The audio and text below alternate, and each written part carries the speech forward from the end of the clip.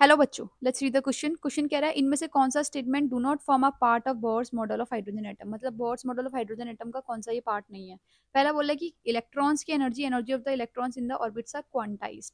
Second, it is saying कि electron orbit nearest the nucleus has the lowest energy. जो orbit nucleus के nearest होता है उसकी सबसे कम एनर्जी होती है। सी बोल रहा है कि इलेक्ट्रॉन रिवॉल्व करते हैं डिफरेंट ऑर्बिट्स में न्यूक्लियस के अराउंड। फोर्थ बोल रहा है पोजीशन एंड वेलोसिटी एक इलेक्ट्रॉन्स की वो हम एक साथ डिटरमाइन नहीं कर सकते, साइमल्टेनियसली डिटरमाइन नहीं कर सकते। तो इस क्वेश्चन का की कॉन्सेप्ट है हमारा board structures of an atom बोल सकते हैं,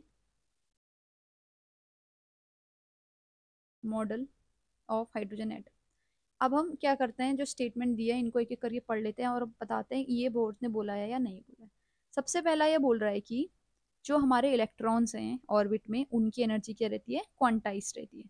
तो जो ये वाला जो स्टेटमेंट है ये स्टेटमेंट करेक्ट है, क्योंकि क्या होता है हमारी जो एनर्जी होती है किसी भी इलेक्ट्रॉन की वो ऑर्बिट में चेंज नहीं होती है विद द टाइम। तो हम क्या बोल सकते हैं, energy of an electron in an orbit वो टाइम के साथ चेंज नहीं होती है।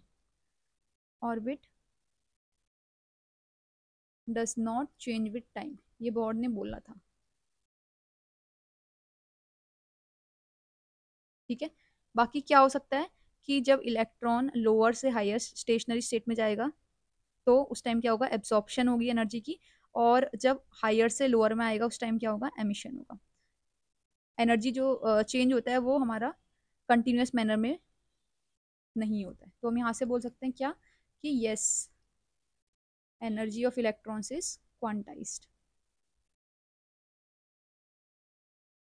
क्वांटाइज्ड।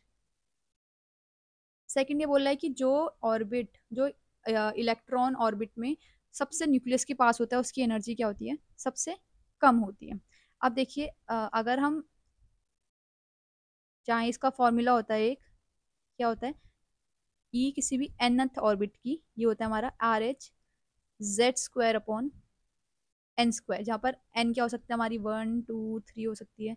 ठीक है। तो यहाँ पर क्या होता है, अगर हम जेड जेड हमारा एटॉमिक नंबर है, Z1 लेंगे तो हम ये हाइड्रोजन एटम के लिए होगा। अब अगर हम यहाँ से फाइंड आउट करते हैं, ठीक है, यहाँ पे ये राइट बट कांस्टेंट है हमारा। जब हम यहाँ पे वैल्यूज पुट करेंगे, जैसे n = 1 करेंगे, n = 2 करेंगे, n = 3 करेंगे, तब हमको एनर्जीज का ऑर्डर मिल जाएगा। तो जब हम ऐसा करते हैं तो क्या होता है, जैसे मैं ये n = 1 2 3 बोल रही हूँ, हम K L M ये भी बोल सकते हैं, हम ये भी पढ़ते हैं। ठीक है। तो जब ये आता है तो हमको क्या मिलता है कि एनर्जीज का ऑर्डर क्या आता है, जब इस फॉर्मूले में निकल के हम सब कैलकुलेशन करते हैं तो हमको क्या मिलता है कि के से ज़्यादा एल की होती है, एल से ज़्यादा एम की होती है, एम से ज़्यादा एन की होती है। इस तरीके से इसका ऑर्डर आता है। तो हम क्या बोल सकते हैं कि हाँ, जो सबसे पास है उसकी एनर्जी सबसे कम है। कैलकुलेशन से हमने कर लिया, फॉर्मूला लगा के कर लिया, तो सेकंड ऑप्शन भी करेक्ट बोल रहे हैं। ठीक है। इसके बाद सी ऑप्शन बोल रहा है कि इलेक्ट्रॉन रिवॉल्व करते हैं डिफरेंट ऑर्बिट्स में अराउंड द न्यूक्लियस। न्यूक्लियस जो है उसके बाद डिफरेंट डिफरेंट ऑर्बिट है, उसमें वो क्या करते हैं, रिवॉल्व करते हैं। तो ये बात भी सही है। वो क्या करते हैं, जो हमारे इलेक्ट्रॉन्स है वो न्यूक्लियस के अराउंड एक सर्कुलर पाथ में, सर्कुलर पाथ होता है जिसका क्या होता है हमारा फिक्स्ड रेडियस होता है और फिक्स्ड एनर्जी होती है। तो इलेक्ट्रॉन्स इन पाथ में मूव करते हैं, फिक्स्ड एनर्जी। ठीक है। और ये जो पाथ है, इन्हीं पाथ को हम क्या बोलते हैं, ऑर्बिट्स। इन पाथ को हम ऑर्बिट्स बोलते हैं। ठीक है।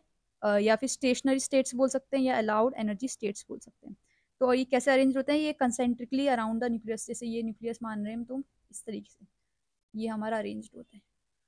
तो ये हमारे हैं ऑर्बिट्स, और इनमें हमारा जो इलेक्ट्रॉन है ये मूव करते हैं न्यूक्लियस के अराउंड। तो ये चीज़ भी बोर्न ने बोली हुई है, तो ये वाला ऑप्शन भी करेक्ट है।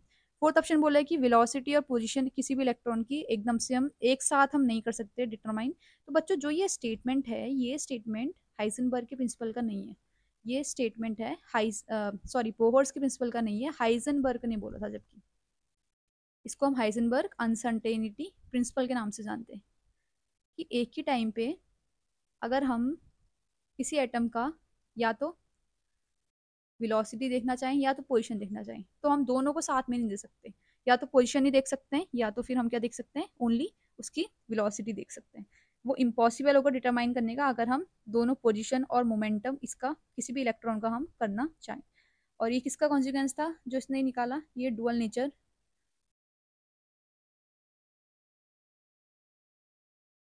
हाँ जो, ठीक है, जो मैटर डुअल तरीके से बिहेव करता था उसकी एक कॉन्सिक्वेंस थी। तो हमने क्या बोला, डी वाला statement is not according to Bohr's, तो ये वाला स्टेटमेंट हमारा इनकरेक्ट हो जाएगा क्योंकि ये इसका हिसाब से था ही नहीं। तो हमारा आंसर हो जाएगा option D. I hope you understood this question. Thank you.